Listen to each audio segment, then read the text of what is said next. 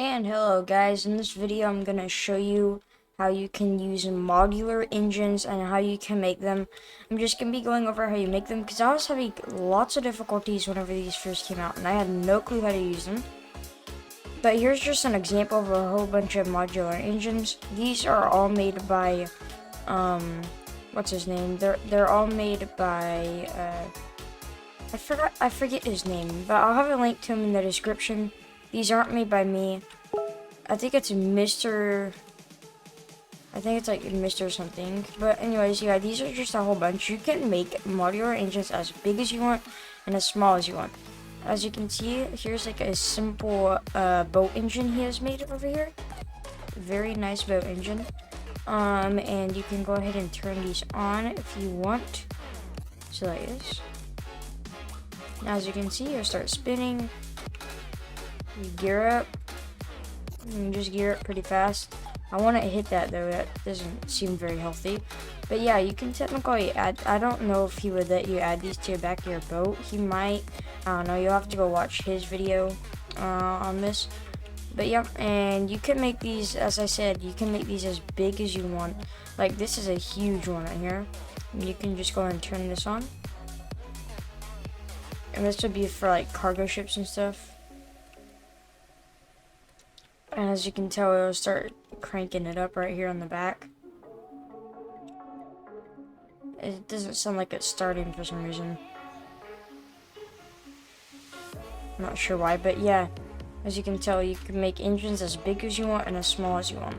So technically, here's another example with a car. As you can tell, you just turn on the engine and you get driving. I really like the sound of these, by the way. They sound very nice, the modular engines. Okay, so in this video, I'm just technically going to be showing you how you can make an engine for your vehicle or something. So I'm going to have make it up here on the side. So what you're going to need for the engine itself, depending on how big you want to do it, you just want to go and search up mod, and then if you want, you can do modular. But these are all of the modular parts for the engine. I'm just gonna make a simple 3x3 run, sort of like this.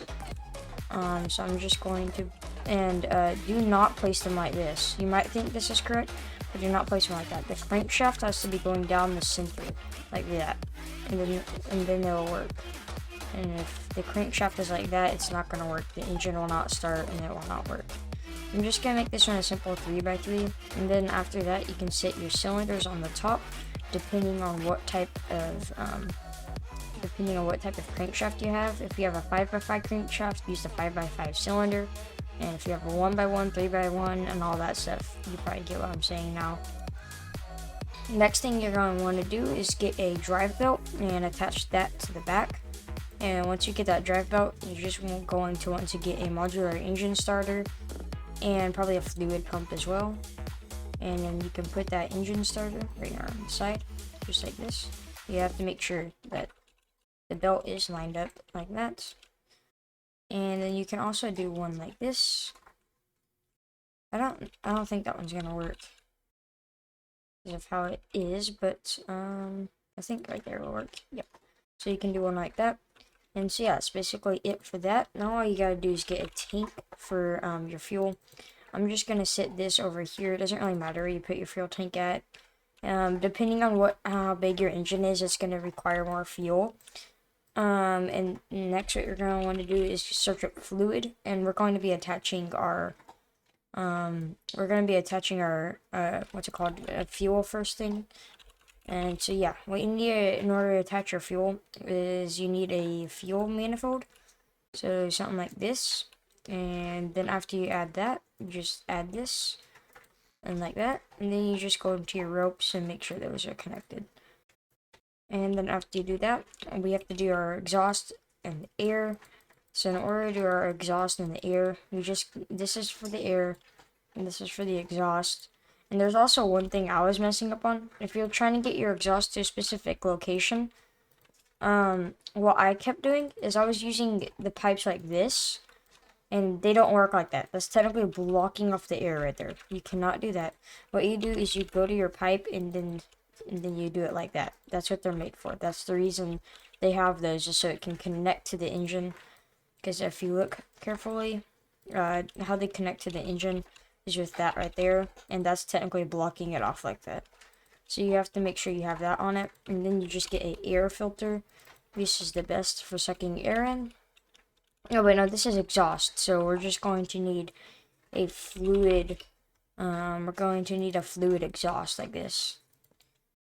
And then next for the air, it doesn't really matter, I'm just going to put my air back here where the fuel's at. So for air, you just want the air manifold, like this, and you're going to want to put the air filter on the top, and then, yeah.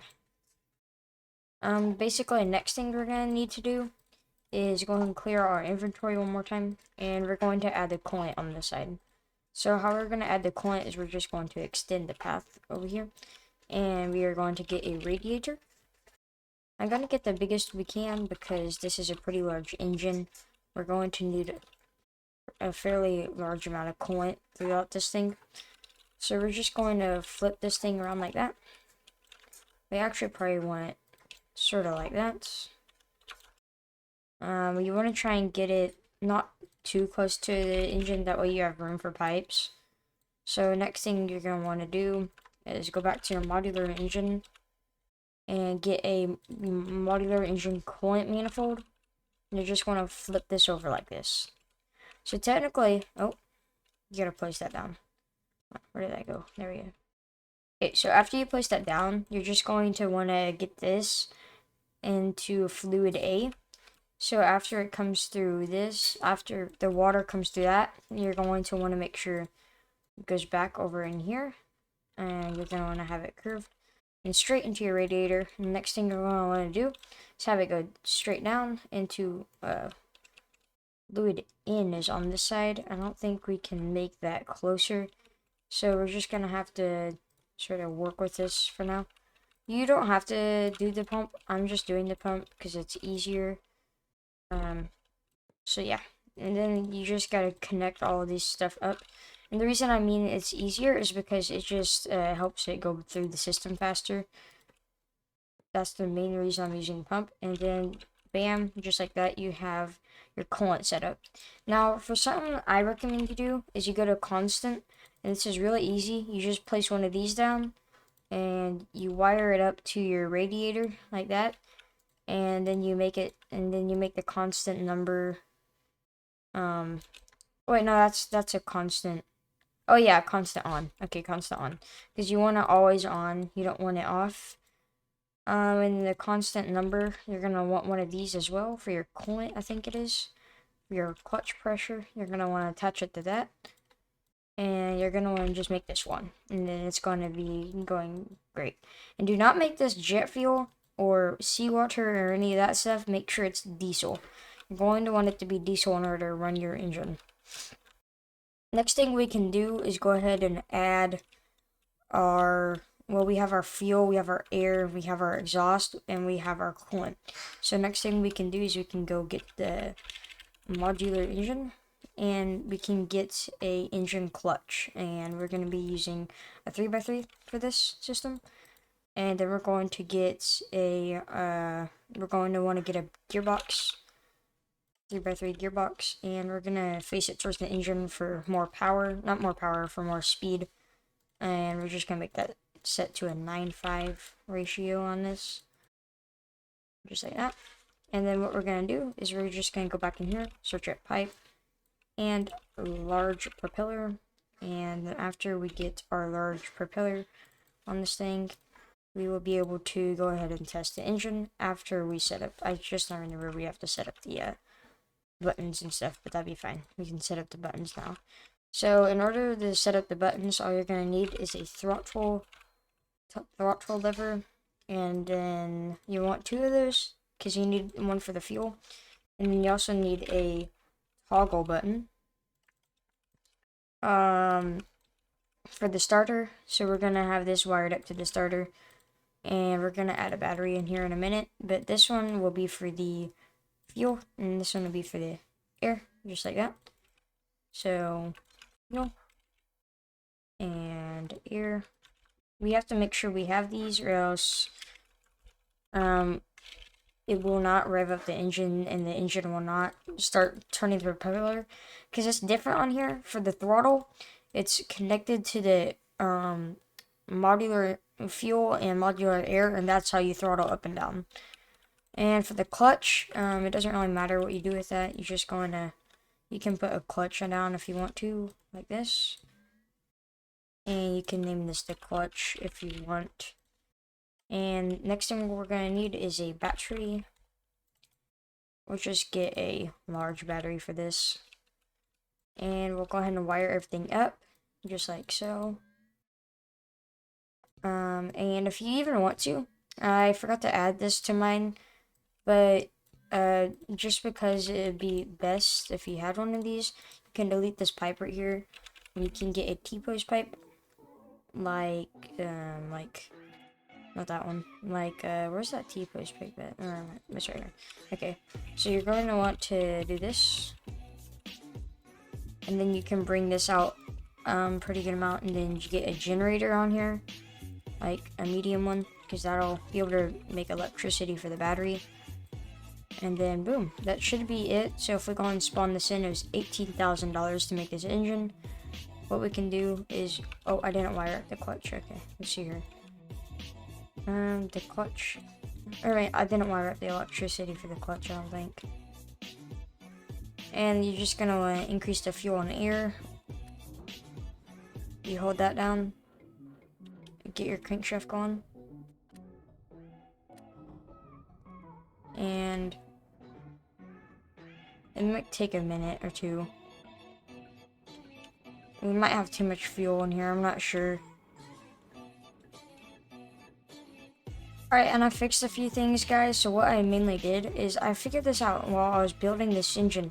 But you can add 2 starters onto it to get your engines to start better. So what I did is I added another air filter on here. And I added 2 more starters and an alternator on it. And you just add those normally like you would. And you just connect the starters up and you wire that starter. You wire both of the starters the same button. And the alternator is just for electricity. You don't really need this since we have the since we had the generator up here, but I removed the generator. So now that we've gotten that done, we can go ahead and crank up the fuel and the air. You can turn on your starter. As you can tell, it got it going. And there you go. That's how you can make a simple engine here in Stormworks, a simple modular engine. If you want, I can make this a workshop creation. You can use this. It is sucking this tank out fast though, and you can use this to look at it if your engine is not working. And if you have any questions, let me know. I'll see you guys in the next video. And if you have any questions, let me know. And bye bye. Oh, okay. The reason it blew up is because I had the clutch too high, and because if you know boats, they start to blow up if you leave that propeller there and that's doing nothing. But if that was a tire, it'd be fine. But yeah, that's just how you make a simple engine. And yeah, I promise it's just a propeller. But yeah, questions, let me know. I'll see you guys in the next video.